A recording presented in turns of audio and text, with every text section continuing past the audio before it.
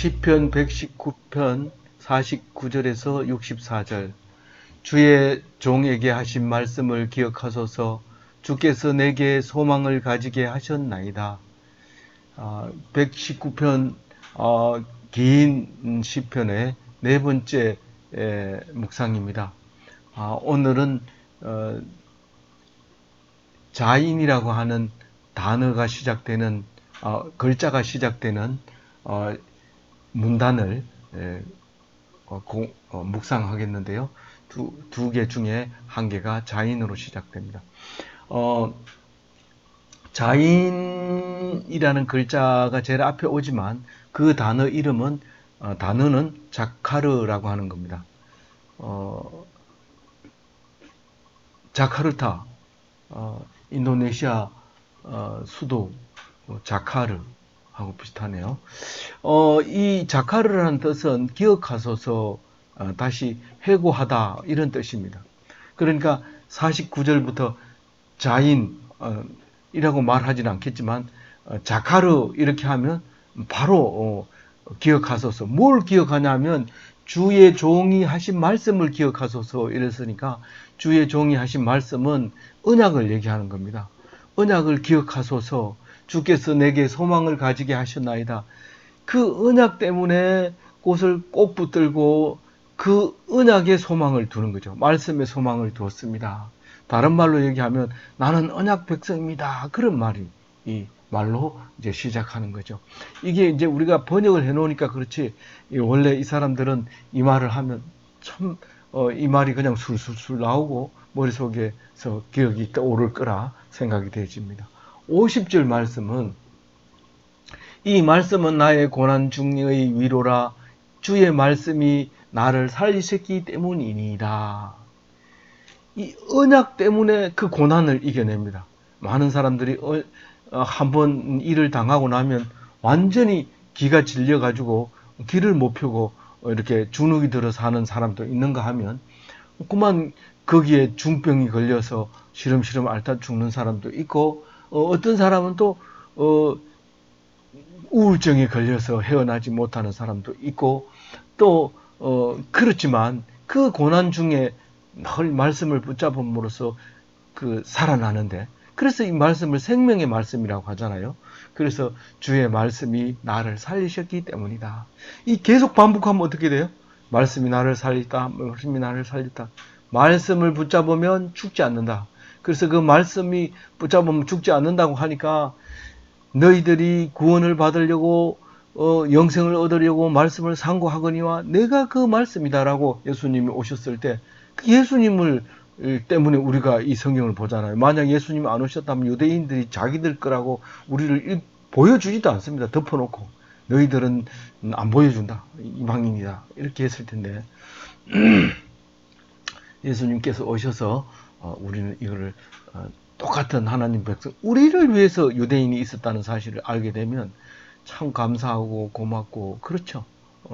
비록 예수님 입장에서 보면 예수님을 죽인 사람이지만 그 성경을 그들의 성경을 통해서 예수님이 그 말씀을 이루려고 오셨다는 사실을 알 때 우리는 더 숙연해지고 겸손해져야 된다는 것이죠.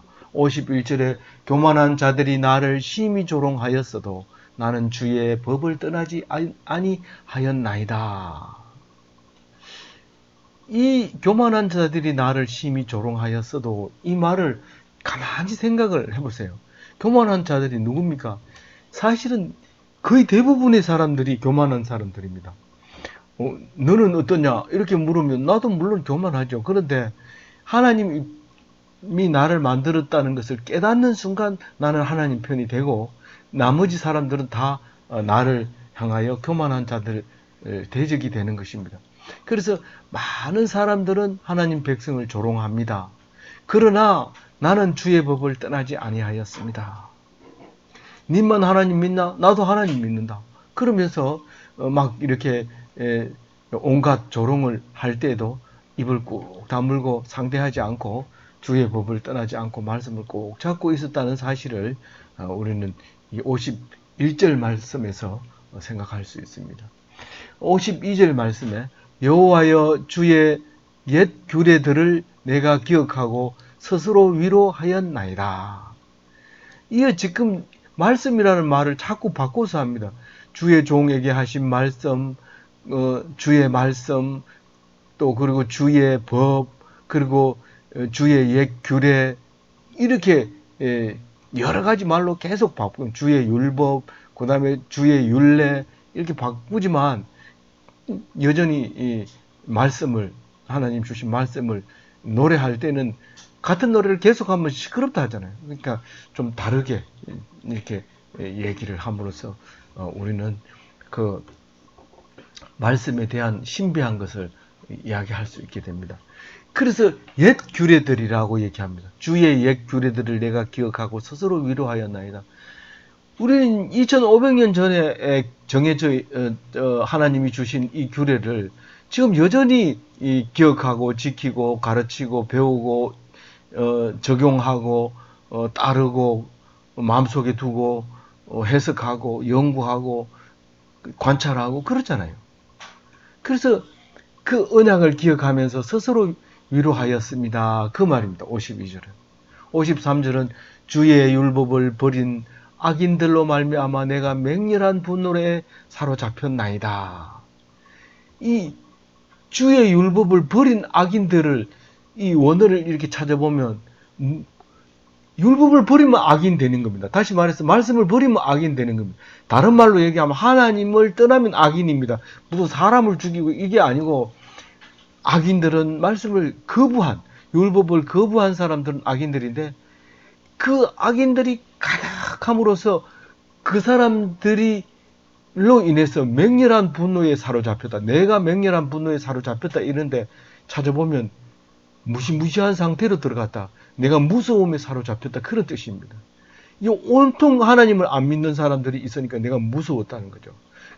이제 우리 경제가 한창 발달하고 발전하고 할 때는 전부 교회에 나갑니다. 높은 데 올라가서 시내를 내려다 보면 빨간 십자가가 온 데를 장식하고 있어서 관광 온 사람들이 한국에 가면 빨간 십자가를 밤에 볼 수 있다. 그것도 관광의 한 코스다. 이렇게 할 정도로 많았습니다. 그런데 무슨 말씀을 떠나기 시작하더니 불도 못 켜라 하더니 종도 못 치라 하더니 이제는 온갖 규제로 말미암아 이렇게 사라져 가고 있습니다. 당연히 기독교인이 줄어들 수밖에 없죠. 그랬을 때 우리는 어떤 마음이 듭니까? 무서움과 불안과 이런 데 사로잡힙니다. 그러나 말씀 붙잡은 사람들은 그게 당연하다는 것을 알게 됩니다. 그랬을 때 절대로 분노에 사로잡혀서는 안 됩니다. 오직 내가 그렇게 되지 않게 하려고 하나님께서 그렇게 하신다는 사실을 우리가 알아야 합니다. 그래서 과거에 오래된 옛날 규례를 잊지 않고 말씀 스스로 위로하면서 이렇게 말씀을 잡아야 된다. 스스로 위로한다는 말이 어디 있어요? 52절 방금 읽었잖아요. 스스로 위로해. 누가 야, 너 괜찮아. 교회 다녀.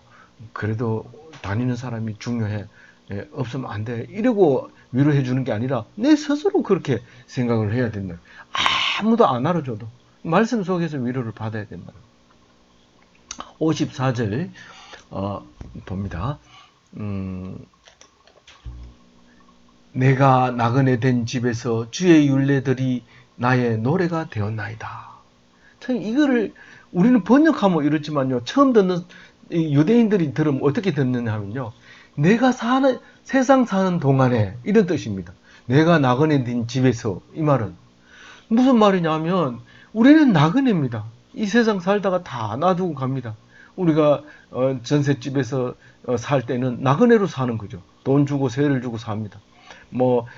이쁜 그 눈꽃 무늬를 갖다가 장식하기도 하고 불이 들어오고 반짝반짝하기도 하고 그렇게 해서 살다가 때가 되면 그것을 반납하고 가야 돼요. 그걸 다 가지고 갈 수 없어요. 만들어 놓은 건 그대로 붙어 있기도 하고. 철거해 가지고 가지만 그거 가져가 봐야 딴 데는 안 맞으니까 못 썼잖아요. 쓸 수도 있지만 그거는 그거 얘기 아닌 게 아니라 여기에 어울리도록 만들어 놓은 건 그건 나그네의 삶이죠. 그 나그네의 집에서 내가 뭘 기준으로 살겠느냐는 거죠. 내가 뭐 여기서 노래 부르는 게 뭐냐는 거예요. 주의 말씀, 주의 율례, 그게 나의 노래가 되었다는 거예요. 성도들의 삶이 이와 같아야 되죠. 늘 찬송하고 기도하고 예배하고 말씀 생활을 한다는 그런 뜻이 54절에 있는 것입니다. 우리에게 위로가 돼야 됩니다. 이 말씀이. 그냥 그런 시가 있었구나. 참 좋다. 이러고 넘어가면 나중에 이 시편 119편 54절은 8년 뒤에나 읽게 될 텐데 그때는 다른 일이 있어서 그냥 넘어갈 수도 있어요. 못 읽을 수도 있어요. 일평생 이거는 놓칠 수도 있어요. 우리는 이 54절 말씀을 기억하면서 내가 나그네 된 집에서 주의 율례들이 나의 노래가 되었나이다.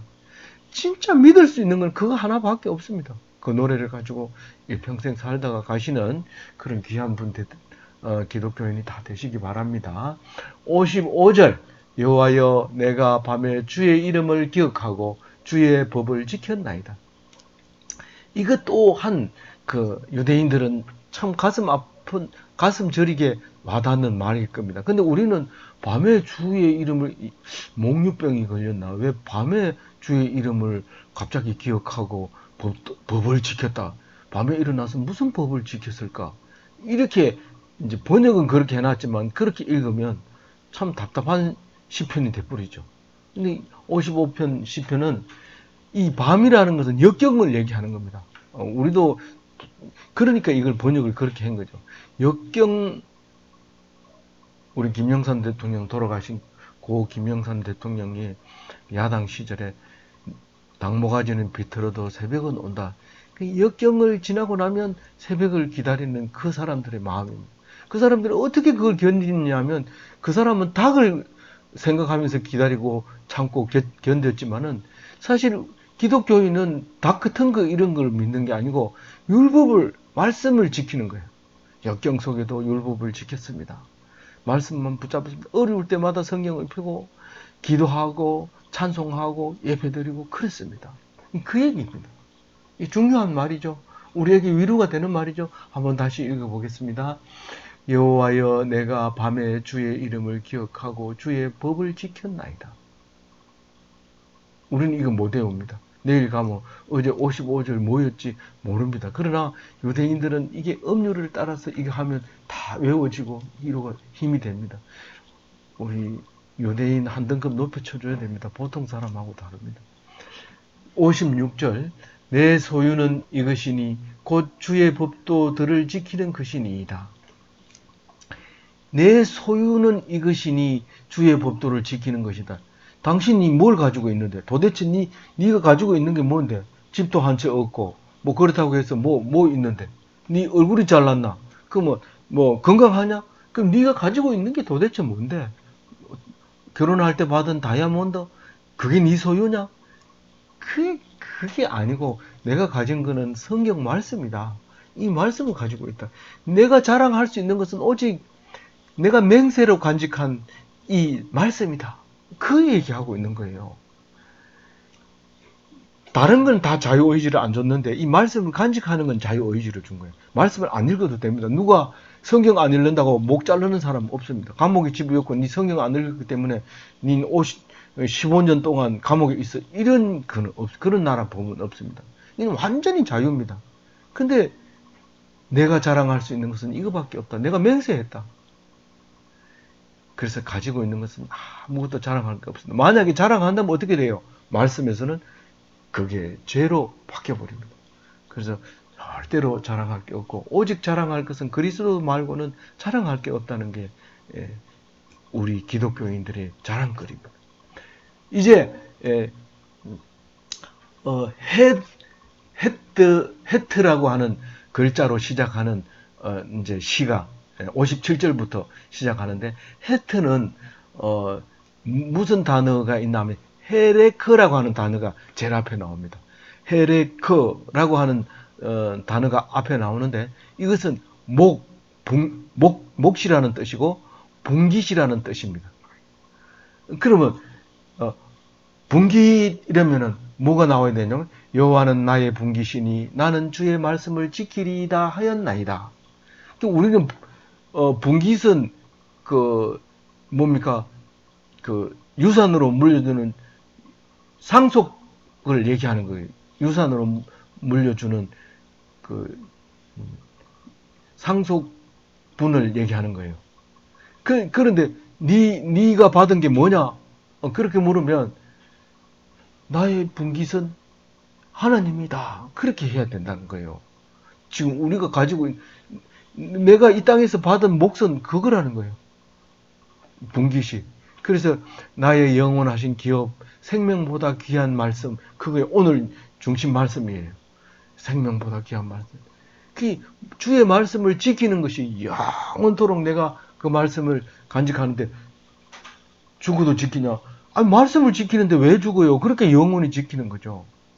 말씀을 지키면 죽지 않습니다. 그러니까 영원한 말씀이고 영원히 지킬 말씀이고 영원히 간직해야 할 말씀이에요. 그게 나의 분깃이란 말이에요.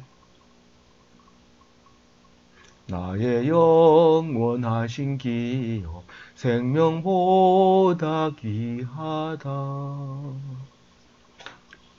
늘 찬송하시기를 바랍니다. 58절 내가 전심으로 주께 간구하였사오니 주의 말씀대로 내게 은혜를 베푸소서. 내가 전심으로 주께 간구하였다는 게 뭡니까? 간절한 기도를 했다는 겁니다. 간절한 기도를 했단 말입니다. 그런데 우리 서울대학 들어가게 해주세요 하고 간절하게 기도하면 들어준다 했어요? 안 들어준다요? 물론 들어줄 수도 있죠. 그 뭐 안 들어준다고 얘기하면 저를 붙들어 가가지고 막 혼내줄 사람도 있어요. 근데 그거를 그런 게 아니고 보세요. 이거를 보세요. 간절히 기도하면 하였사오니 주의 말씀대로 내게 은혜를 베푸소서. 이렇게 얘기하는 거예요. 그 우리가 대학 그 서울대 들어가라고 기도하다가 이 말씀이 딱 떠오르는 거예요. 그러면 말씀대로 은혜를 내게 베풀어 달라고 기도합니다. 그럼 간절히 기도한 것이 뭐라고 얘기하냐면 내 은혜가 내게 족하다. 이는 내 능력이 약한 데서 온전하여짐이라. 서울대 들어간 거는 힘이 굉장히 세는 거고 전국에서 1등 해야 들어갈 수 있는 거잖아요. 그건 당당하게 들어가는 거잖아요. 그게 약한 게 아니고 그건 강한 거잖아요. 거기서는 능력이 안 나와요.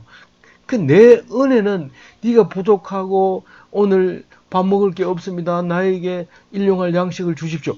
바로 들어주는 거예요. 그 기도가 끝나자마자 김 집사 오늘 떡 했는데 한 덩어리 먹어봐. 놀라는 거죠. 놀라는 거죠. 이겁니다. 그래서 다시 읽어볼게요. 내가 전심으로 주께 간구하여 싸우니 주의 말씀대로 내게 은혜를 베푸소서. 우리가 일용할 양식을 주옵시고 이거하고 똑같은 거죠. 간구에 대한 하나님의 응답은 이렇게 말씀대로 나타나는 것이죠. 59절 내가 내 행위를 생각하고 주의 증거들을 향하여 내 발길을 돌이켜 싸우며 이 내 행위를 생각하면 내 행위가 어때요? 한번 생각해 봅시다. 내 행위가 아싸 나는 성경 말씀대로 살았으니까 내 행위가 의롭다 뭐 이렇게 생각하는 사람이 있습니까? 손 들어 보세요. 내 행위를 생각하면 내가 의롭다고 생각하는 사람 있습니까? 없죠. 그러면 어떻게 해야 돼요? 행위를 생각하면 곧장 주의 증거들을 향하여야 돼. 주의 증거가 뭐라고 그랬어요? 계속 나오잖아요. 증거가 뭐라 했어요? 하나님 말씀 율법 얘기하는 거예요. 법계 속에 들어있는 증거를 얘기하는 거예요. 그 말씀을 얘기하는 거예요. 주의 증거들을 향하여 내 발길을 돌렸사오니 발길을 돌렸다는 뜻은 무슨 말이에요? 예배 드리려고 하고 찬송하러 가고 기도하러 갔다는 거예요. 내 행위를 생각하면서 내가 못된 행위, 악한 행위를 생각하면 하나님께 기도해야 되고 말씀을 들어야 되고 묵상해야 되고 찬송해야 되는 거죠. 말씀에 기울여야 된다. 60절 주의 계명들을 지키기에 신속하고 지체하지 아니하였나이다. 59절하고 60절하고는 붙어있는 단어인데 이 성경 말씀을 보는데 주저하지 않고 갔다. 그러니까 어떤 사람은 너무 속상해서 생전에 안 가던 그 교회 한번 가보자. 그래 가는 거예요. 너무 속상해가지고. 그 가가지고 말씀 들어보니까 내 행위가 참 드러나는 거예요. 내 행위가. 그래서 나의 행위를 그때 가서 비로소 내 행위가 옳지 않다는 걸 생각하죠. 보통은 막 고난 당하고 힘들고 어려울 때 교회 찾아가서 위로를 받고 내가 그것을 이해해 주면 될 거를 내가 잘못했다. 그렇게 생각을 하게 되잖아요. 그러니까 61절 읽어봐요. 악인들의 줄이 내게 두루 얽혔을지라도 나는 주의 법을 잊지 아니하였나이다. 그 악인들하고 줄이 얽히지 않을 수가 없어요. 하나님 백성이지만 이 땅을 살아가라고 땅에 보내주셨잖아요. 그런데 악인들하고 줄이 안 엮일 수 있어요. 그 사람들은 교회 나오는 그 중에 교회 나오는 사람도 있지만 안 나와요. 그리고 말씀 들으면 바쁘다 그래요. 그리고 말하면은 시끄럽다 그래요. 뭐라 그러면은 니나 똑바로 믿어라 이렇게 해요.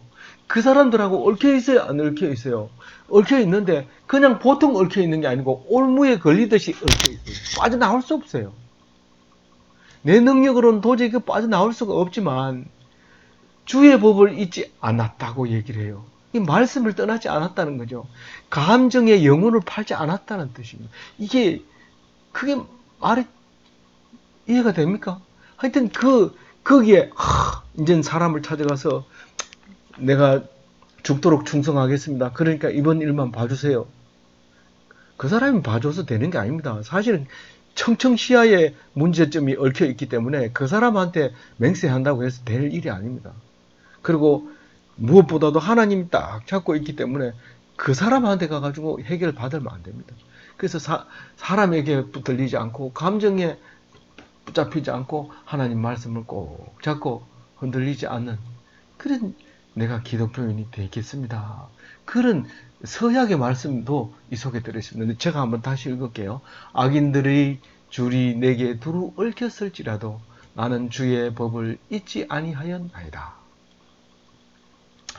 62절 내가 주의 의로운 규례들로 말미암아 밤중에 일어나 주께 감사하리이다. 이것 밤중에 일어났네요. 밤중에 일어났어. 주의 의로운 규례들로 말미암아 밤중에 일어나고 자다가 이러 생각해보니까 하나님이 어떻게 그렇게 은혜를 주는지 몰라. 그래서 벌떡 일어나서 하나님 감사합니다. 그것도 모르고 내가 속상해했습니다.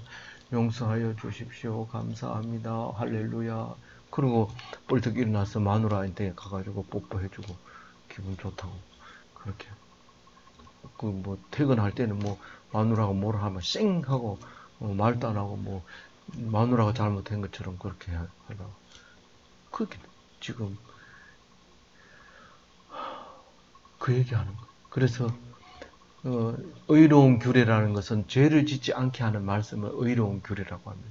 의롭다는 것은 하나님을 떠나지 않는 것이 의로운 거죠. 떠나지 말아라 하는 그 규례, 그 말씀, 그게 이제 밤에 생각이 난 거죠. 어둠 속에서, 어려운 가운데서. 그래서 일어났다는 것은 떨치고 그 생각을 사로잡히지 않고 속박하지 않고 박차고 일어나서 하나님 앞에 감사합니다. 오직 은혜. 우리 개신교의 슬로건 오직 은혜, 오직 믿음, 오직 성경. 이 세 가지 잊어버리지 마세요. 매일매일 이렇게 묵상 노트에 밑에 기록해놨지만 자꾸 그걸 놓치고 엉뚱한 생각을 자꾸 해요. 이렇게 하는 게 더 좋은 게 아닌가? 이게 하나님 뜻이 아닌가? 이렇게 생각하는데 그게 아니고요. 오직 은혜는 말씀 속에서 받는 거죠. 63절 나는 주를 경외하는 모든 자들과 주의 법도를 지키는 자들의 친구라. 나 혼자 예수 믿는다고 생각하지 않아도 된다 그 말입니다. 90% 가까이 이 예수 믿는 사람들 기독교인들이 많더니만은 지금은 상당히 작아져 버렸는데 그렇다고 해가지고 내 친구는 이제 없어. 참 찾아보기 어려워. 이게 그렇게 생각하면 안 된다는 거예요. 주를 경외하는 모든 자들, 하나님 백성 얘기하는 거죠. 하나님이 택해 준 사람들 얘기하는 거죠. 성도들 얘기하는 거예요. 말씀을 지키는 사람들을 얘기하는 거예요. 의인들, 말씀 편에 서 있는 사람, 의인들, 하나님 편에 서 있는 사람들, 그게 주를 경외하는 사람, 주의 법도를 지키는 자들의 친구라 이랬잖아요. 그런데 그게 수에 든 사람, 무슨 수에? 네 혼자가 아니라 어떤 수의 자기까지, 그 수에 든 사람을 말하는 건데, 이 계시록에 아직 잠시 동안 쉬되 그들의 동무 종들과 형제들도 자기처럼 죽임을 당하여 그 수가 차기까지 하라.